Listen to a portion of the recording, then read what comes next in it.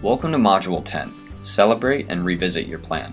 Congratulations on planning how to engage teachers and students.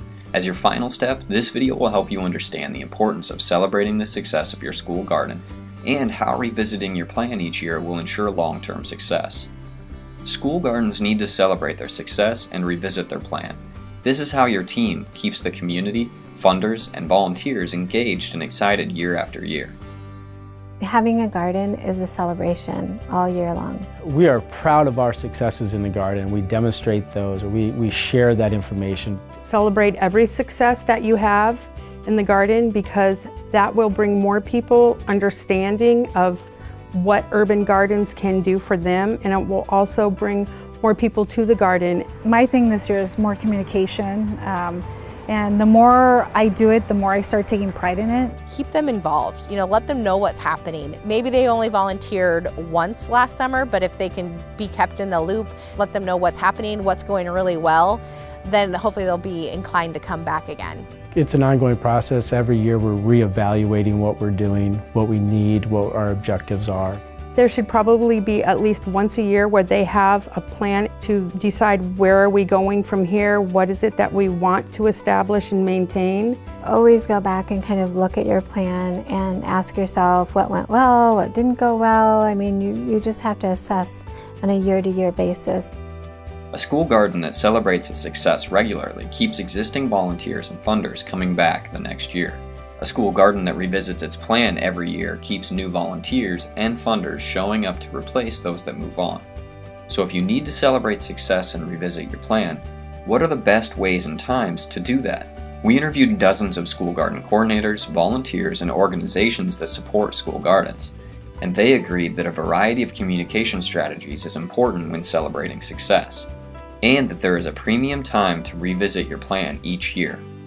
Our number one way of communicating our information to the community at large right now is via Facebook, Twitter, and our school website. We have a garden blog that we do. The district has a television channel that we have been interviewed and shown on. I call the newspapers, I call the TV stations. Communication is key. I think just sending out newsletters, or if you had a blog, or if you have a Facebook page. It's just communication and keeping them involved and making sure I call them and just saying, hey, don't forget. We don't like to use paper all that much, but unfortunately that is how people really do remember it because they can stick it on their fridge. I'll send it home with the students and say, hey, every Thursday, come to the garden at 4 o'clock. We'll see you there. Come ready to get dirty and learn about the plants. Or just go knock on doors and say, hey, we're open for some learning, come on over. There's all kinds of ways to have celebrations. I think kids are great at planning celebrations, and I would put it into the kids' court. The number one way to communicate the good stuff in the garden is to tell it to the children and to let them see the successes, because they're going to go and broadcast it to everyone in their lives. To use the community boards, to use social media, to get out into the community and knock on doors. Possibly have once per phase of the garden season a community event that's focused and centered in the garden.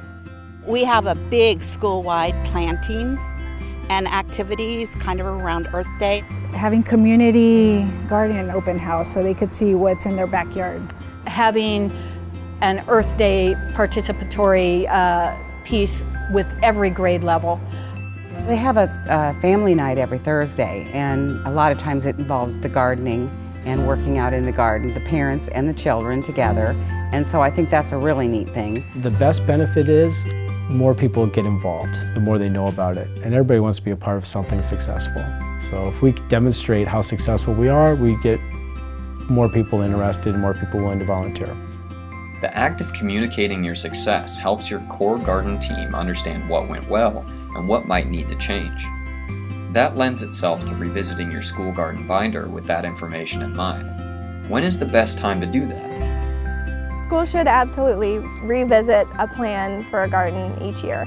Planning for a garden needs to start like October, November. The somewhat, not really slower, but more thorough and thought out process was very beneficial to me because it allowed me to actually make it a priority when it was time. It is important to keep everyone on track, and then if there is turnover of committee members of the garden or something like that, then people know what we're working towards and what our plan is. We know in the schools that staff changes, teachers change and principals change, and then absolutely the students change each year. And you typically want to review that every year because there's going to be sometimes you put plants in there that don't work, or maybe it's supposed to be orange but it's kind of a weird shade and it just didn't fit the way you thought it would. Then you can have a revisit to the plan and say, all right, well, what if we did this, and add a different kind of plant in there. There are probably things that you learn along the way. Oh, we shouldn't have done that, or we should have planted this here instead of there. It takes a lot of planning, it takes a lot of skill and knowledge, but we don't have to be perfect. And sometimes crops fail, and sometimes it's too wet or too dry or too many bugs, but that's a really important lesson for students and for all of us to remember. I think it is important to stick to the plan, but also to know that things are going to change and you have to be willing to be flexible. There should probably be at least once a year where they have a plan, and it should be in the off season to decide where are we going from here, what is it that we want to establish and maintain. This is the system that's going to keep get the garden going and keep the garden going. These are the people that are going to be involved. This is what we need in terms of equipment and work ahead of when the kids get out in the garden. It is important that you always go back and kind of look at your plan and ask yourself what went well, what didn't go well. I mean, you just have to assess on a year-to-year basis. It's an ongoing process. Every year we're reevaluating what we're doing, what we need, what our objectives are. Your school garden can use a variety of ways to celebrate success, from knocking on doors to sending home flyers, from a school blog to getting on the local news. Different strategies reach different people, so you try it out and see what works best for your local community.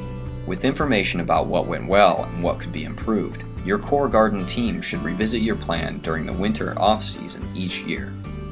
Rewatch these videos together and with any new team members or volunteers.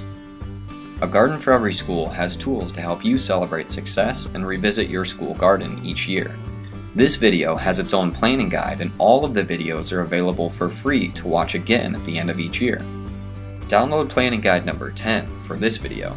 As a team, fill out each section and add it to your final school garden binder. Now, you have a ready-made grant application for a variety of garden grant options listed in the resources section.